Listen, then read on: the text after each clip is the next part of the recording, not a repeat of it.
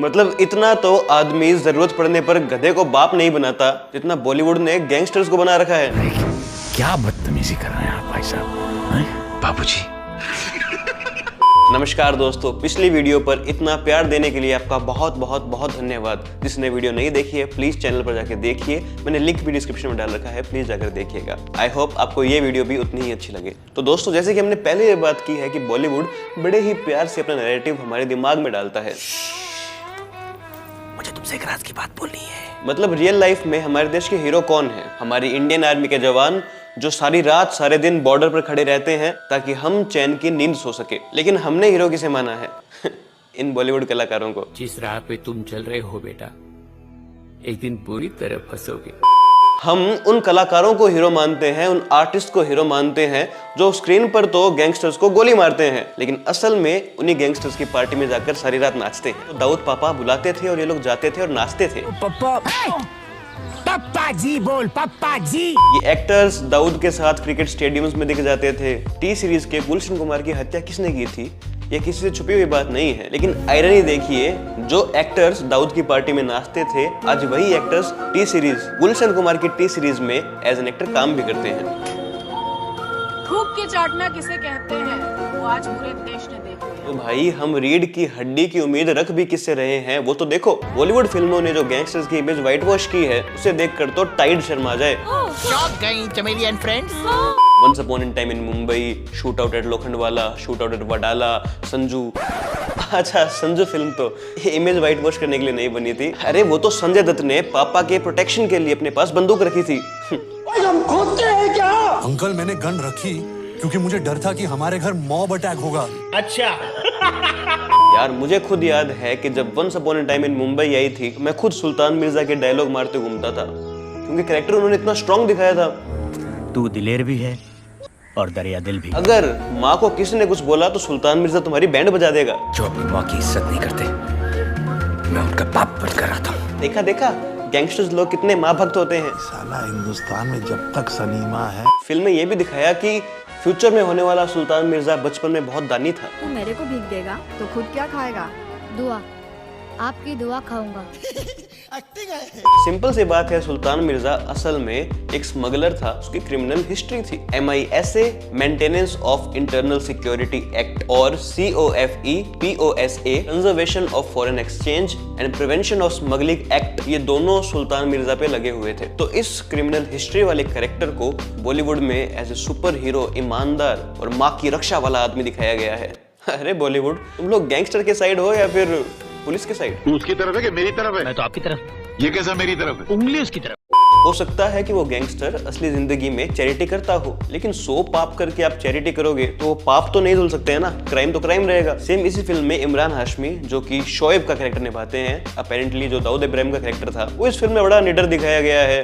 Police के सामने शायरियां मारता है। रास्ते की परवाह करूंगा तो मंजिल बुरा मान जाएगी। वाह क्या एक्टिंग कर रहा है, वाह क्या एक्टिंग कर रहा है। हाँ, दाऊद भाई को हीरो दिखाएंगे तो ही तो माल मिलेगा। माल मिलेगा माल। रईस मूवी जो अनऑफिशियली गुजरात के गैंगस्टर अब्दुल लतीफ पर बनी थी, उस फिल्म में तो शाहरुख खान, जो कि गैंगस्टर है, स्मगलर है, वो इतना बड़ा मसीहा दिखाया गया है, गरीबों का मसीहा, साफ दिल वाला आदमी। लेकिन रियल लाइफ में अब्दुल लतीफ एक नंबर का गैंगस्टर था, एक्सटॉर्शन मनी मांगता था, मर्डर लूट सबके चार्ज थे उस पर। मतलब बॉलीवुड का फंडा क्लियर है, गुंडा है वो इम्पोर्टेंट नहीं, हमारा लड़का है ये इम्पोर्टेंट है। Shoot out at Wadala movie आई थी जो कि मणिया सुरवे गैंगस्टर पर बनी थी, जिस फिल्म में ये दिखा दिया कि यार उसके साथ गलत हुआ था इसलिए उसे गैंगस्टर बनना पड़ा, बंदूक उठानी पड़ी। और कुछ लोग इस चीज को ऐसे सेलिब्रेट करते हैं कि यार मणिया सुरवे तो देश का पहला हिंदू गैंगस्टर था, वाह। अरे यार, तुम लोग हिंदू गैंगस्टर होने को कैसे सेलिब्रेट कर सकते हो? गैंगस्टर होना कोई अचीवमेंट नहीं है। कैसे कैसे लोग रहते हैं यार यहाँ पर। तो बॉलीवुड का प्यार गैंगस्टर्स के लिए आज तक कभी कम नहीं हुआ है।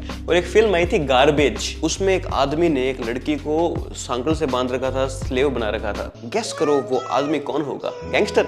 अरे पागल हो गया, गैंगस्टर लोग तो माँ की रक्षा करते हैं। जो अपनी माँ की इज्जत नहीं करते, मैं उनका बाप बनकर आता हूँ।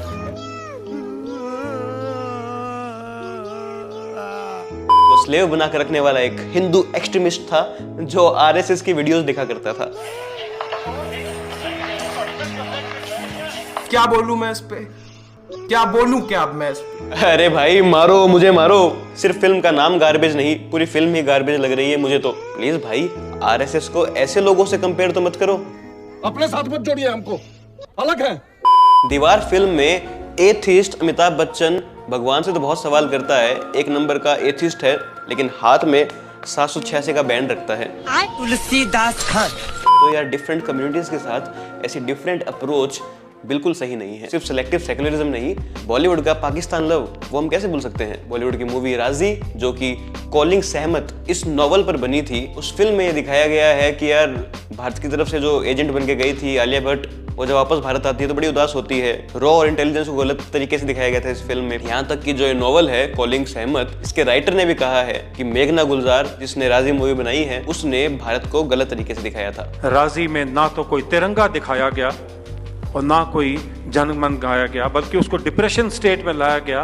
पाकिस्तान के फ्लैग दिखाए गए और इंडियन इंटेलिजेंस एजेंसी को नीचे दिखाया गया। शर्म आनी चाहिए आपको। साउथ फिल्म इंडस्ट्री के एक्टर कमल हसन पीओके पाक ऑक्यूपाइड कश्मीर को आजाद कश्मीर बोलते हैं।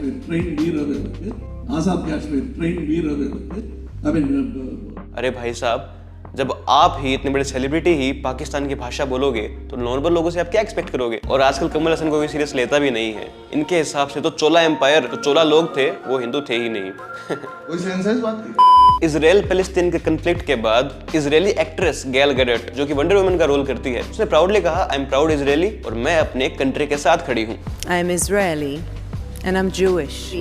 The Jewish people are an ancient people with an ancient story in an ancient homeland where our roots run deep and where we are an indigenous people. अब दूसरी तरफ आप बॉलीवुड को देखिए, कितने एक्टर्स ऐसे हैं जिन्होंने ऑपरेशन सिंदूर की स्टोरीज डाली है, उस पर कुछ पोस्ट किया है। अक्षय कुमार, अजय देवगन, ऐसे 2-4 एक्टर्स को छोड़ दें तो बहुत कम ऐसे एक्टर्स हैं जिन्होंने ओपनली हमारे ऑपरेशन सिंदूर को सपोर्ट किया हो।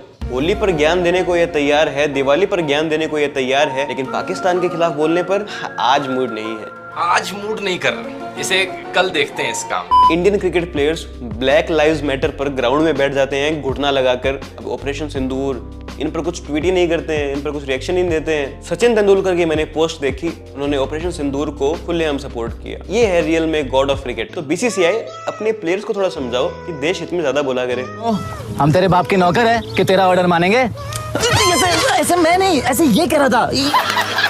गैल गैडट की तरह अगर भारत में कोई एक्ट्रेस स्टेटमेंट देती है तो वो है कंगना रनावत, लेकिन कंगना रनावत ने देश अपनी सरकार की 2-4 बार साइड क्या ले ली। कंगना को थप्पड़ पड़ना भी लोगों के लिए जायज हो गया। शाल दादलानी उस लेडी को जॉब देने को तैयार हो गया जिसने कंगना को थप्पड़ मारा था। बेशरम आदमी। तो देश का आज हाल ये है, जितने बड़े आप देशभक्त हैं आपको लोग उतना बड़ा अंधभक्त बोलेंगे। और असल में मैं तो बहुत बड़ा अंधभक्त हूँ। थैंक गॉड कि अब तानाजी, छावा, RRR, कांतारा जैसी फिल्में आ रही है जो हमारे देश की रियलिटी बताती है, हमारी हिस्ट्री, हमारी एंशिएंट सिविलाइजेशन के बारे में बताती है, स्पिरिचुअल इंडिया के बारे में बताती है। बॉलीवुड क्या, हॉलीवुड तक के लोग RRR फिल्म की तारीफ करते हैं। बॉलीवुड ने तो चाहा था कि शौर्य मूवी से ब्रिगेडियर रुद्र प्रताप सिंह इतना बुरा दिखाया जाए, एक इंडियन आर्मी के ऊंची रैंक के ऑफिसर को इतना बुरा दिखाया जाए कि लोगों को उस कैरेक्टर से नफरत हो जाए। बॉलीवुड चाहता था कि ब्रिगेडियर रुद्र प्रताप सिंह विलेन बने, लेकिन आज देश के बहुत से लोगों के लिए ब्रिगेडियर रुद्र प्रताप सिंह एक हीरो है। लोग आज भी उस फिल्म के उस आइकॉनिक डायलॉग की तारीफ करते हैं। सेम मैं हूं ना मूवी में जो विलेन थे सुनील शेट्टी, जो राघवन का कैरेक्टर था,